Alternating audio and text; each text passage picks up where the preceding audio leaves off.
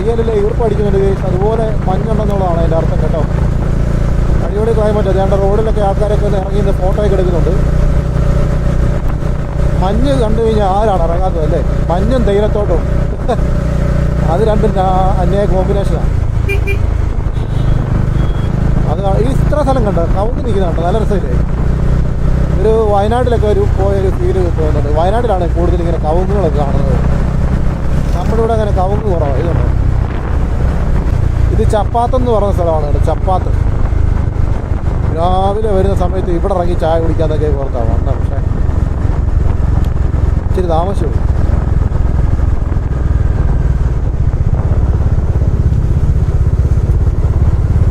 ഇതാണ് ചപ്പാത്ത് കേട്ടോ. മുല്ലപ്പെരിയാർ പൊട്ടിക്കഴിയുമ്പോഴത്തേക്കിന് ഇവിടെയൊക്കെ വലിയ പ്രശ്നമാകുന്ന സമയത്ത്, ആ മുല്ലപ്പെരിയാറിൻ്റെ വലിയ പ്രശ്നം ഉണ്ടായ സമയത്ത് ഇവിടെയൊക്കെയാണ് സമരങ്ങളൊക്കെ നടന്നത് കേട്ടോ. ഈ കാറ് കിടക്കുന്ന ഭാഗത്തായിരുന്നു അതിൻ്റെ സ്റ്റേജും പരിപാടിയൊക്കെ. അതൊക്കെ വലിയ പ്രശ്നങ്ങളൊക്കെ ഉണ്ടായ സമയമില്ലേ.